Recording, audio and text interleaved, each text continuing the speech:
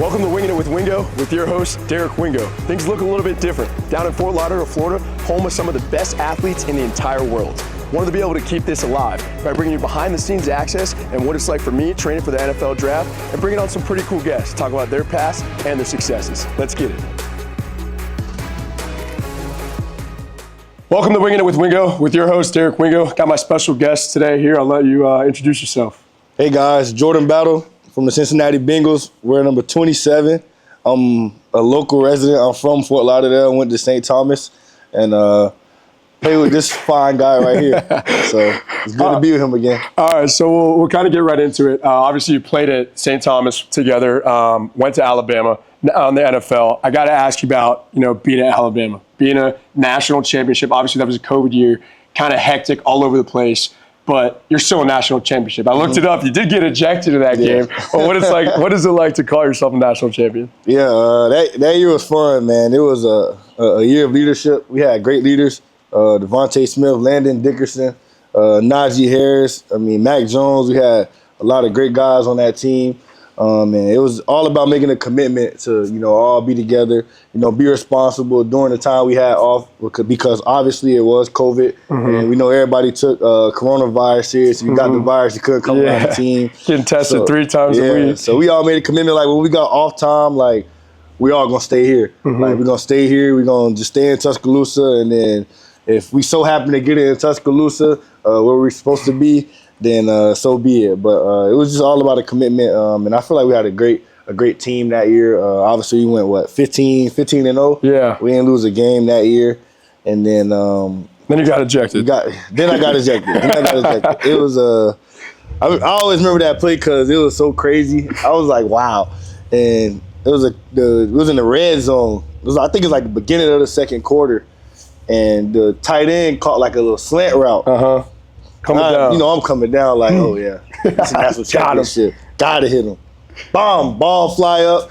I'm like, Then I turn around, see a flag. I'm like, There you go. We get to the sideline. Coach Saban like, did you hit the guy in the head? I said, a little bit. Yeah.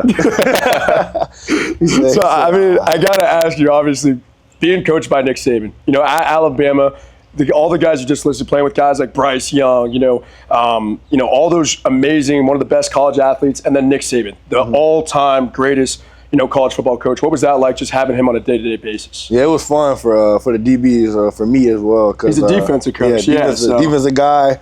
He sat in our meetings whenever the defensive meeting or the team meeting broke.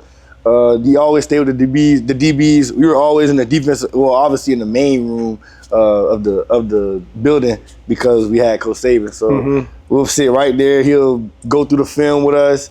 He'll go through every play. He'll call us out.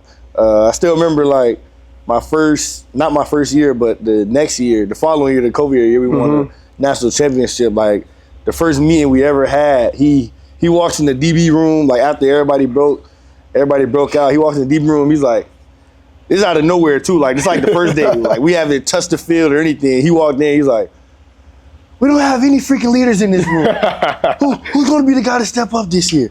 And we all looking at each other like we lost. Like I'm looking at my other coach, Coach Charles Kelly, my Mercedes coach from that year, and I'm looking at Coach Scott, Carl Scott, who's at the Seahawks. And I'm looking at him like, where is he getting this from? Yeah, like what? Like, Coach, what are you talking about? We haven't even got a chance to prove ourselves. It's just like that moment. I'm like, yeah, this is the GOAT. This is the GOAT moment. Yeah, he knows when to. He knows when to set the room straight. And like from then, I feel like that's when I took like a big leap in my college year because like I realized the pressure he had on us. Absolutely. And the way we had to go out and perform and just lead other guys and like build a relationship, build communication, build like all that the camaraderie coming together, off the field, on the field, and then that makes everything easier when we go into the game. No, absolutely. One of the best coaches or the best coach in college football ever. So I can't even imagine what it's like playing for him. So I got to ask you, being drafted in the NFL, right? I got to see that amazing moment that you had with your family, your friends, everybody was all together when your name kind of, came across the TV. Surreal moment. Yeah. What was that like, taking that all in, just knowing you're kind of fulfilling your dream, something you've worked for. You always told your mom and everything, like, this is what I want to do. Working your just everything off to get to that moment. What was it like, just taking it all in? Yeah, man, it was fun. It was stressful too. Yeah. You know, obviously everybody see the moment when you get drafted, but nobody sees when you waiting. Yep. And it was a long day, like a long day. I was sitting up. I remember, I think it was me, Waddle, Pat, Jaden, Cooney. You know, all the guys you see me, all the guys you see me with. We were just all upstairs playing Uno.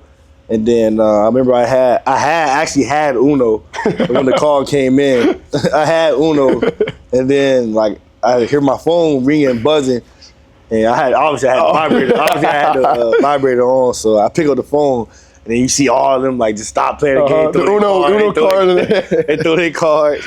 They all get on their phone, start recording me, and then that's when I had the moment of Coach Taylor, our head coach. He called me. He's like, "Hey Jordan. You want to be a Cincinnati Bengal?" I'm like, let's go, Coach. Uno. Hey, let's go, Coach. I actually had Uno too. It was perfect time. So yeah, that was a fun moment. Then after I got the call, obviously I ran downstairs where everybody else was at, and then I told them, as soon as I told them like I was getting drafted, they all started going crazy. But my main goal was like to be shown, don't cry. And I ain't cried, so I did what I had to do. I did my part. But obviously my mom, my brother was there, my dad, all of them. Even my dad shed a tear. That man don't cry. I know your dad. The last time I seen that man cry was, I don't even know, but that was, it was just a cool moment. No, that's amazing. Obviously getting drafted at the Bengals. Got to see last year, you did the mannequin challenge. I've seen across the NFL, they've done pretty cool things where you kind of dress up as the mannequin and scare guys. If I had to pick someone on my team, it would definitely be you to do that because you're always kind of clouded guys. But, you know, how did that come upon? Like, how did you get to be the guy to do that and then scare? And I saw you scared Joe Burrow walking by, all these guys. And they're just like, what was that kind of like? Yeah, it's just, I mean, obviously, like you just said it, like any room I walk in, like I try to make my personality show.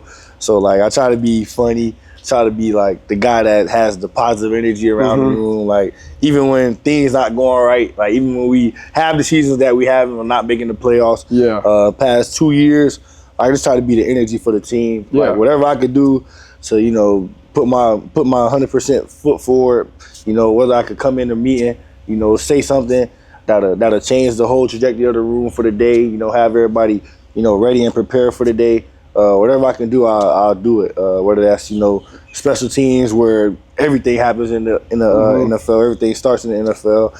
That's why I had to make my name. So I made my name on special teams, and I got the respect from the defensive coaches, and then I was able to play, you know, a good amount of snaps on defense. You know, obviously towards the end of the season, just start going up from there. Start going up like from week 10, week 11 was like both years. My first year and my second year is when I started to start. And like that's another thing. Like going into the NFL, like you got to know, like take things slow. You know, because everything that'll happen for you, like when it needs to happen. You know, and so always be prepared because you never know when your time will come.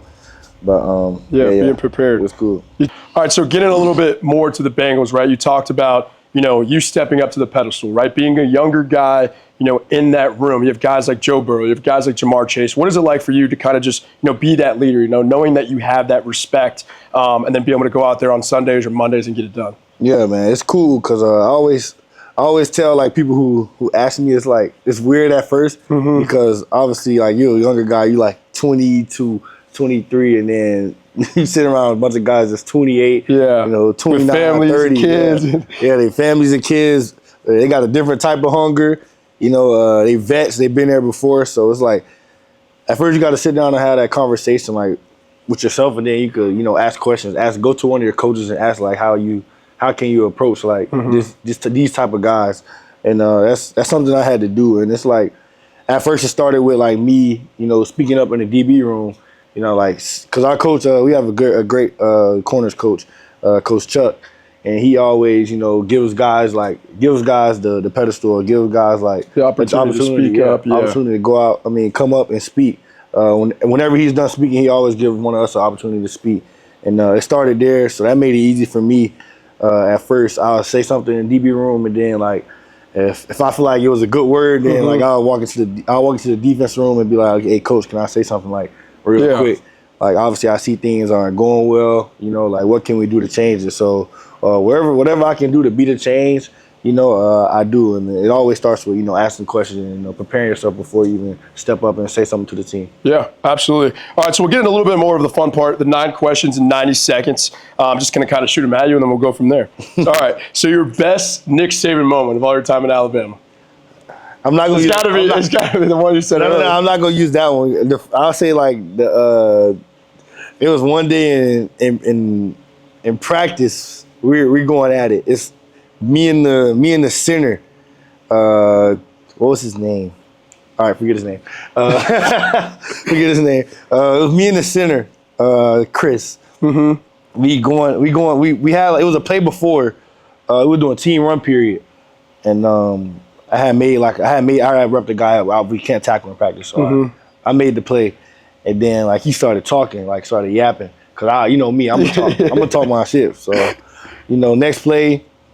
We go in, they do like a run away from me, like a stretch. And he raps and like comes at me. And I ran straight through him. I got up. Well, he stumbled a little bit, he didn't fall. But I wanted to talk to him, like, yeah. And then Coach Saban was like, stop this shit. And he's like walking forward, like, cause he always stands behind the offense. Yeah. And he's like, not talking to me, like he's talking to him. So instead of talking to me, he's talking to him. Like, stop this shit, man. You guys always doing this dumb. We're a team. We're not gonna hit each other like that. And he's like saying all this to him and not me. Like, and I'm the one that initiated it. So I'm like laughing, like low key, but not like crazy. And then like from there, he was mad, and then he had threw his hat off. And then we always know like when the hat goes off, it's over with. Start this shit over. So we started the whole run period over. I'm like, oh my God. Oh, that's a good one. All right, your go-to dance celebration. Some people don't know where you're from. Nah, Some people forget. It's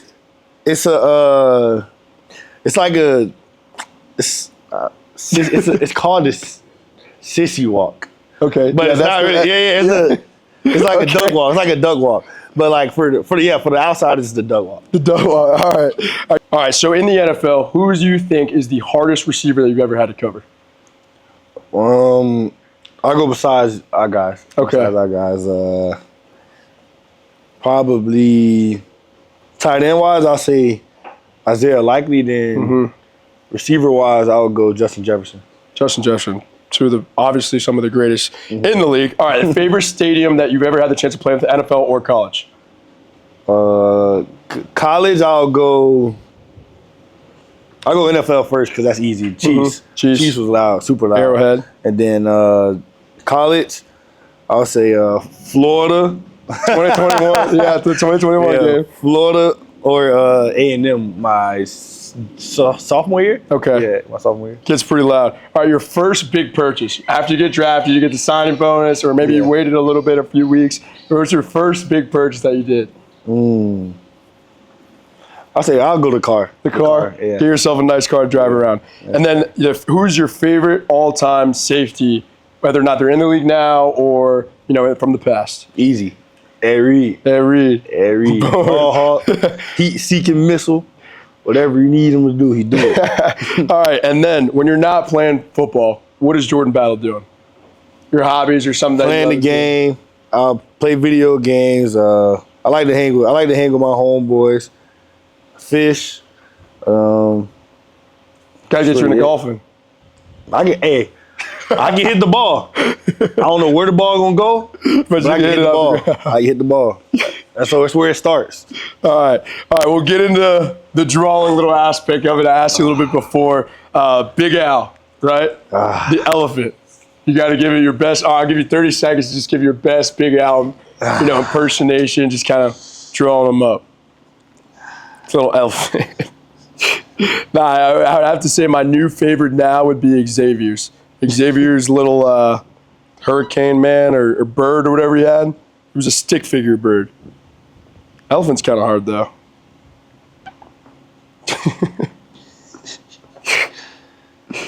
You said you weren't an artist.